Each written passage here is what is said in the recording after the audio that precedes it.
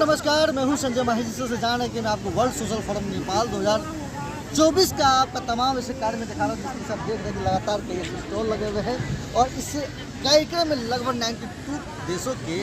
लोग आए हैं। यानी 92 देश के लोग यहाँ पर आकर तमाम ऐसे दलित मूवमेंट हो या तमाम सामाजिक मूवमेंट हो, उस सभी चीज़ों पर मुद्दे पर बात हो रही है, उससे नाटक हो रही है, उस पर कार्यक्रम हो रहा है और लगातार ऐसे मुद्दे आ रहे हैं जो आज भारतीय को ये समझना होगा कि उसके पास क्या मुद्दा है और देश स्तर पर विश्व स्तर पर क्या क्या मुद्दा बना है। तमाम ऐसे कई ऐसे लोग हैं हमारे साथ, जिसे मैं आपको मिलवाऊंगा। ये हमारे साथ हरिचंद्र शाह जी है, जो नेपाली जनता पार्टी के अध्यक्ष भी हैं। मैं उनसे मांगूंगा, सर क्या लगता है, आप लोग तो नेपाल की राजनीति करने वाले, आज पूरे विश्व के राजनीति के मंच पर आप आए हैं, कैसा लग रहा है? सबसे पहले मुझे खुशी लगी और आपके भारत से हैं और भारत का जो एक इतिहास रहा है democratic land of the world, तो आपके जो महान जो लोकतांत्रिक देश भारत से जब आप आए हुए हैं तो हमें आज आपसे मुलाकात हुई। और मैं नेपाल में नेपाली जनता दल, नेपाली जनता पार्टी नामक पार्टी में खोला, जिस टाइम में हम लोगों ने प्रमुख अतिथि बनाया था रामविलास पासवान जी, जो रेल मंत्री थे आपके, और नागमणि कुशवाहा जी गया के थे वो थे, और आपके राम बाबू गुप्ता जी थे, और भी ढेर सारे देवेंद्र यादव जी भी थे आए हुए थे। उस टाइम में नेपाल के बगल पड़ोसी देश में भारत में जनता दल की सरकार थी, वीपी सिंह प्राइम मिनिस्टर बने थे। उस टाइम में हम लोगों ने भारत में कर्पूरी ठाकुर के आंदोलन को मैंने देखा है नजदीक से, और लालू प्रसाद यादव के जो आंदोलन थे सामाजिक न्याय के लिए, उस सोशल जस्टिस की न्याय के लिए मैं जीवन में मैं वहाँ से सीख लिया, उस आपके धरती भारत से सीखा हूँ। और नेपाल में प्रथम बार में सोशल जस्टिस के हिसाब से सामाजिक न्याय चाहिए, समाज में सबको न्याय चाहिए, सबका साथ हो तब ना सबका विकास होगा। इसीलिए मैंने आज से 30 वर्ष पहले नेपाली जनता दल नामक पार्टी तो हमने खोला। एक नौकरी करने वाला, एक इंजीनियर सड़क विभाग में, रोड की PWD जैसे आपके भारत में होता है, उससे मैं I have been so many 22 big bridges as an engineer, and honestly I tell that after my life also that bridge will be working, I think, because I have never been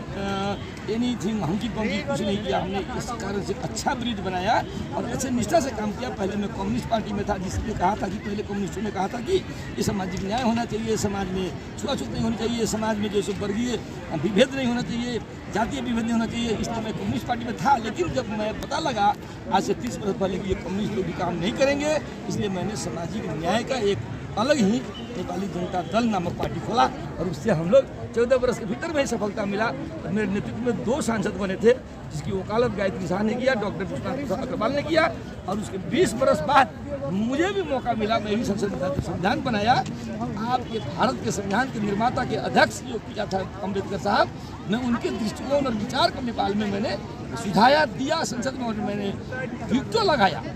4 मुद्दा पर। जब मैंने veto लगाया, हिमाल, पहाड़, तराई, मेची से महाकाली तक नेपाल के जो तमाम जो 3 करोड़ जनसंख्या है, सभी को बराबरी अपनी जो जातीय जनसंख्या के आधार पर और क्षेत्रीय जनसंख्या के आधार पर उनका जैसे निर्वाचन प्रणाली में भाग मिलना चाहिए, अंश मिलना चाहिए, और सभी के साथ होना चाहिए, तब जाकर के विकास होगा, तब जाकर शांति होगा। इसीलिए सामाजिक न्याय का लड़ने वाला एक जो था, हमारे इंडिया में भी एक पार्टी है, इसका नाम है भारतीय जनता पार्टी, और आपने भी नेपाल में बना लिया नेपाली जनता पार्टी। वो धर्म और हिंदुत्व के अलावा कुछ नहीं करता है, उसी तरह से मुझे लग रहा है आप भी ऐसे कर रहे हैं। आप निश्चय कर रहे हैं। नेपाली जनता पार्टी तो मेरा नहीं कहा है, शुद्ध नेपाली वर्णमाला के हिसाब से, आप देवनागरी वर्णमाला के हिसाब से नेपाली जनता दल हमने नाम रखा था। और जिस टाइम में आपके यहाँ जयप्रकाश नारायण जी, राममनोहर लोहिया जी, या कर्पूरी ठाकुर जी, या लालू प्रसाद जी, या आपके और तमाम जो सामाजिक न्याय के लीडर, जो अम्बेडकर ने जो बात कहा था कि जो बहुत सारी बातें हैं, वैसे रामविलास जी आए थे, तो आप समझते होंगे कि रामविलास जी उस टाइम में किस पार्टी के थे, और वो जनता दल के ही थे।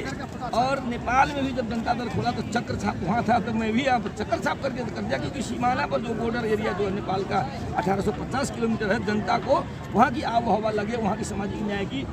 मैंने लोग यहाँ पर लड़ाई लड़े, अच्छा हो, सबका भी भेद हटा में, ठीक है। भारतीय जनता पार्टी की आपने चर्चा किया, भारतीय जनता पार्टी आपके देश में क्या कर रही है पता नहीं, लेकिन थोड़ा मोड़ा मीडिया से हमको पता लगता ही। अभी मैं दिल्ली भ्रमण में ही किया था, भारतीय जनता पार्टी के बहुत सारे लीडरों से मुझे मुलाकात हुई। ठीक है, अपने जगह पर अपनी धर्म की बात करें, अपनी सभ्यता या संस्कृति की बात करें, अपने भीतर का अंतरात्मा की आवाज़ को देते हैं, वो अलग बात है। लेकिन विकास में कभी किसी को पीछे नहीं रखना चाहिए। विकास में और राजनीतिक समझौता में जहाँ पर राजनीतिक सहभागिता हो, वहाँ पर संसद में तमाम जो आपने अपने भीतर का आवाज़ जो हमसे आगाह कराया कि नेपाली जनता पार्टी भी उसी ढंग से काम कर रही है जो धार्मिक अनुसार के लिए मात्र नहीं, तो हम लोग राजनीतिक हिस्सेदारी के लिए हम लोग काम कर रहे हैं। तमाम हिमालय के पहाड़ के तराई के मधेश के दलित प्रोटेस्ट होता है नेपाल में,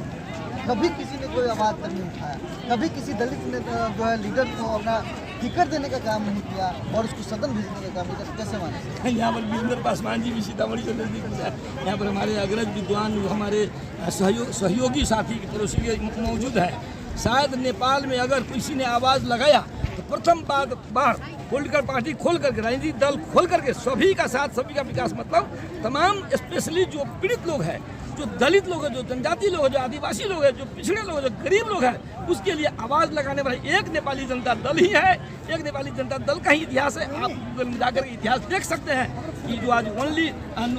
named by United People's Party first time, उस टाइम में हमारे युद्धवीर लामा अध्यक्ष थे, रामविलास जी जब आए थे, राष्ट्रीय आरक्षण मोर्चा खड़ा हुआ था, उसका मैं जनरल सेक्रेटरी था। तो हम नहीं चाहते हैं कि किसी को विभेद करे, लेकिन विभेद करने वालों के विरुद्ध में हमने लड़ाई लड़ा, और विरुद्ध क्या, हम सबके साथ के लिए लड़ाई लड़ा। क्या नेपाल में दिल्ली का आरक्षण होना चाहिए कि नहीं होना चाहिए? देखिए, आरक्षण के लिए भी मैं उस टाइम में मैं राष्ट्रीय आरक्षण मोर्चा जो था उस टाइम में खुला हुआ था, उसका मैं जनरल सेक्रेटरी रहा हूँ। आरक्षण निश्चित रूप से होना चाहिए, क्योंकि जो पीड़ित है, जो दलित है, जो समाज से अपहेलित है, गरीब है, उन लोगों के ही के लिए आप देखें ना, हमने बोला कि नेपाल में सीट सब आरक्षित होना चाहिए, पॉलिटिकल सीट सब। अगर पॉलिटिकल सीट अगर आरक्षित नहीं करते हैं भारत के जैसे, तो यहाँ पर उन लोगों का मौका नहीं मिलेगा। यहाँ तो क्या है, लूट खसोट की राजनीति अभी भी चल रही है। आप जानते हैं, इससे पहले जो संविधान सभा बनी थी, संविधान सभा में मैं वकालत करने वाला ओनली वन सिंगल पर्सन था, जिसमें मैंने बोला